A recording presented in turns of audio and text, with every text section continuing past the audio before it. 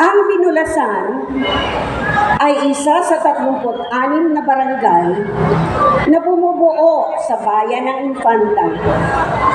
Ito ay may kabuuang sukat na mahigit na 4,000 hektarya at umaabot sa mahigit na 1,000 mamamayan.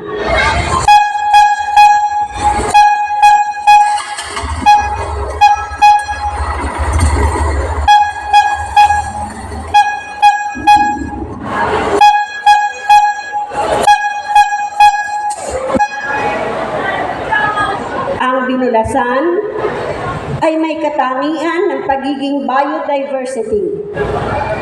Ang hilagang bahagi ay ang kapakatan na naglalaman ng iba't ibang uri ng lamang dagat tulad ng isda,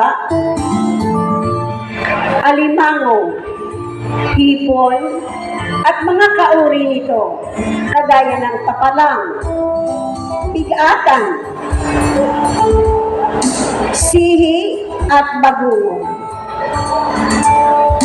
Sa ilang bahagi ng kapakatan, ay naroon ang taniman ng sasa o nipa. Ito ay mahalagang sangkap. Ang mga dahon nito sa paggawa ng bubong ng bahay. Samantalang ang mga bunga nito ay kinakaritan upang tumulo ang katas, iniipon upang gawing suka at lambano na kilala sa buong bansa.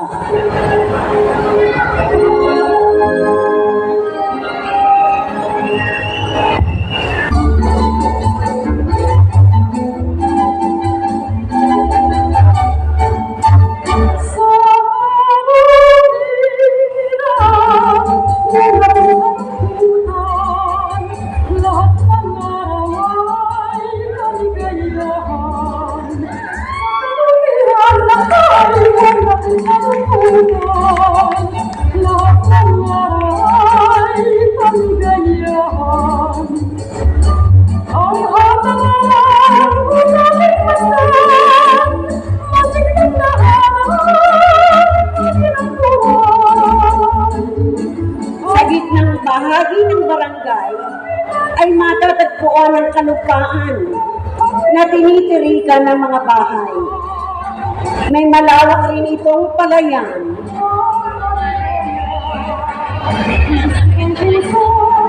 na siyang pinagkukunan ng pagkain ng mga mamamayan ng barangay Binulasan.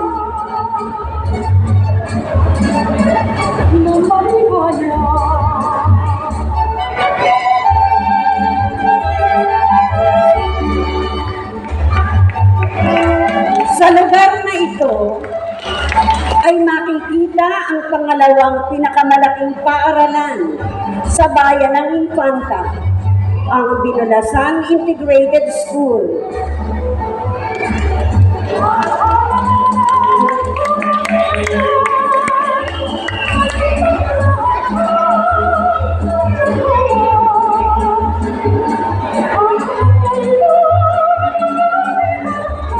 Paaralan ito ay may mataas na pagpapahalaga sa karunungan, kung kaya't marami sa populasyon nito ay nagsipag-aral tulad ng mga guro, seafarers, midwives,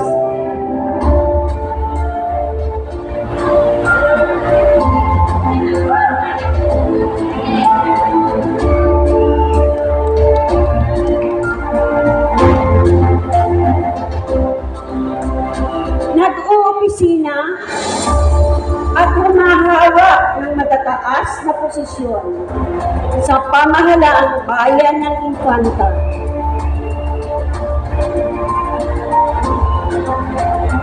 Kabilang ang mga puno ng iba't ibang ahensya tulad ng DILG,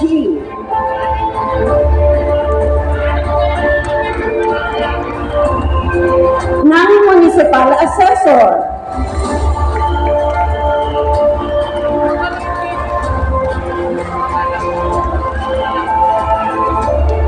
At ang fiscalizer ng ating bayan.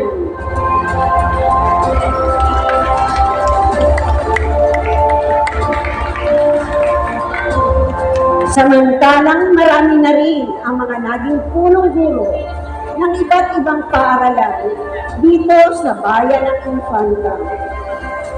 Mayroon din itong mga pabayuhan ng palay, gasolinahan, groceries, mga talipapa at karenderiya. Sa Gawing Hilaga ay ang malawak na karagatan na kaugnay ng Dagat Pasipiko.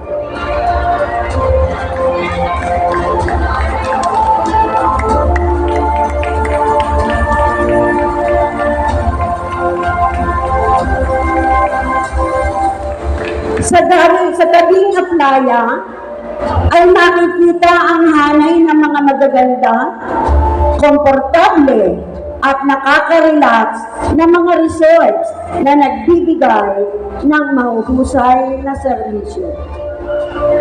Ano pa't masasabing tunay at kaigay-gayang manirahan sa lugar na ito na pinamumunuan ng napakasipag, matalino, responsable, at may malasakit sa kanilang mga kabarangay na pinamumunuan ni Kapitan Rico Recaliame. Ay kanyang mga kagawad nakaalakbay sa pamumuno, kasama ang mga epesyente na sekretaryo at ingat yaman.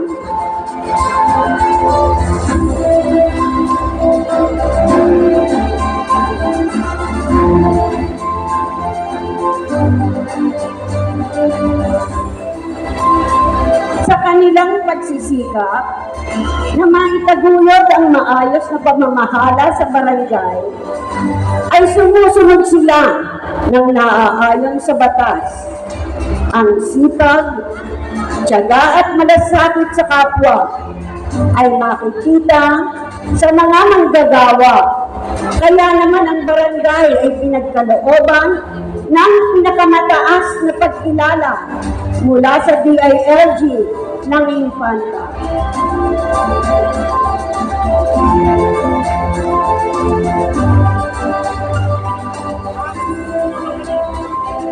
Ng probinsya ng Quezon,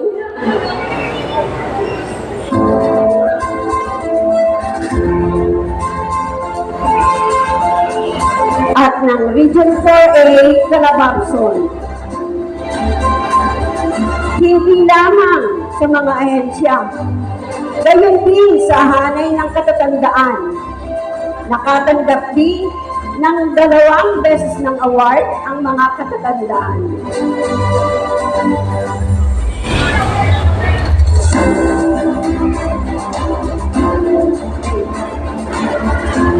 Kaya bilang papuri, ay nais namin ibalik ang lahat ng biyaya at pagpapala mula sa ating Diyos na dakila, ang walang hanggang pasasalamat.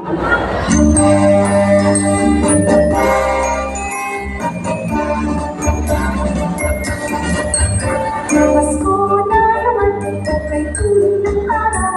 Pasko nagdaan, di dapat kailan lang. Ngayon ay Pasko, dapat pasalamatan. Ngayon ay Pasko, tayo ay mag-awitan. Sa buong mundo, ang bansang Pilipinas ang may pinakamahabang pagdiriwang ng Pasko. Ito ay nag-uumpisa sa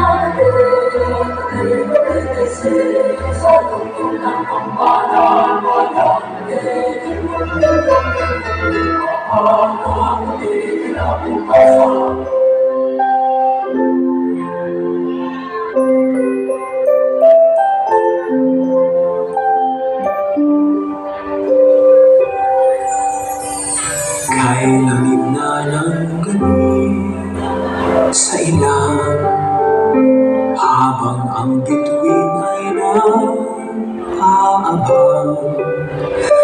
Giliw po sa'king sinapupunan, kay lapit mo na isilang. Aming pakikipagsapalaran upang makahanap ng tahanan. Abot-abot ang kaba sa dibdib, kay lapit mo sa panganib. Ang giling ko, anak, tupad na pangarap ko, pagsilay mo sa ating mundo. Maging tahanan ng mahirap at puso mo'y tanggola ng abang.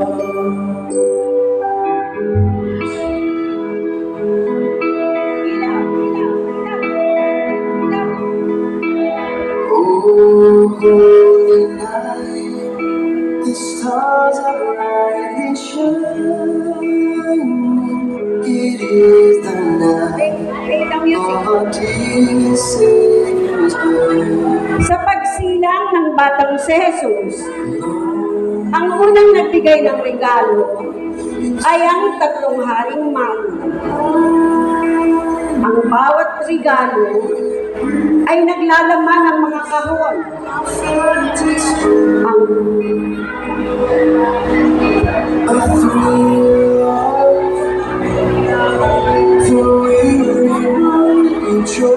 Ang unang kahon ay kahon ng kapayapaan, respeto at paggalang. Paggalang sa ating kapwa, hindi paghihurak sa dangal ng tao. Paggalang sa buhay at karapatang mabuhay sa mga walang pakundangang pagpatay at mga walang malay.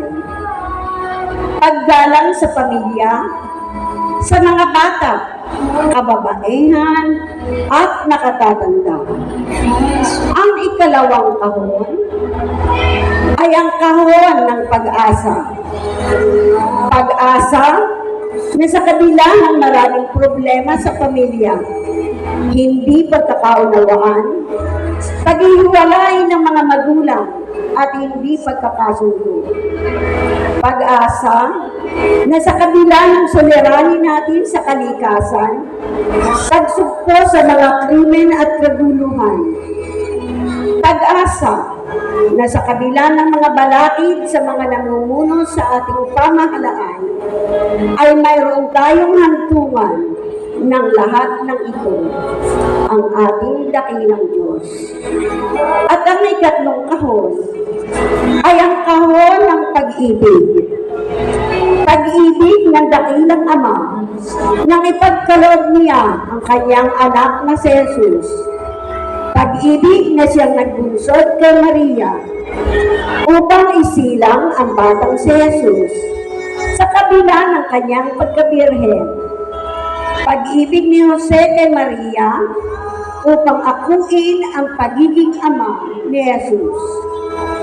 Pag-ibig sa sangkatauhan na siyang dahilan ng lahat ng paghihirap at sakripisyo sa pagkamatay sa krus upang tapusin tayo sa kasalanan.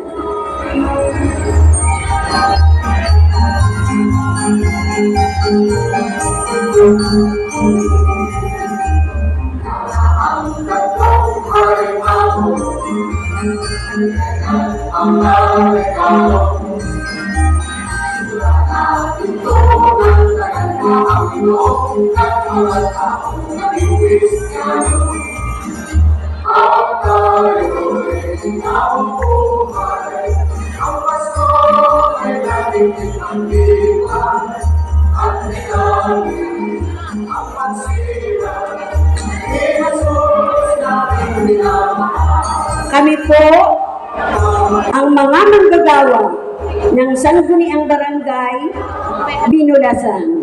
Magandang gabi po sa inyong lahat.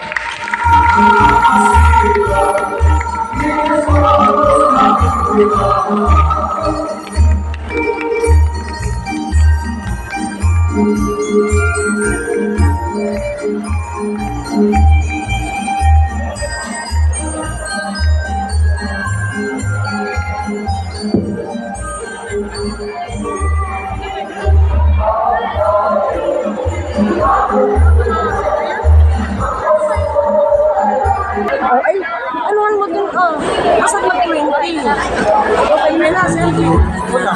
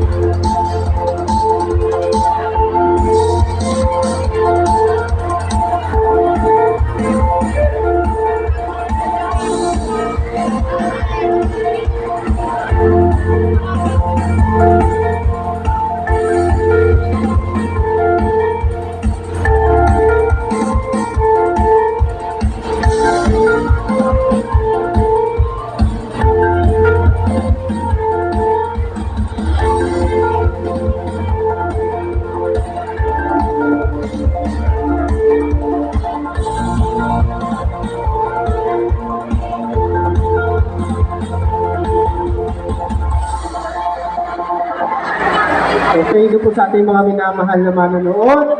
Sa loob po ng 10 minuto ay formal na po magbubukas ang ating isang programa, Ang Gandang Ina 2024 sa Barangay Binulasan. Muli po, isang magandang gabi sa ating lahat. At malulog siya.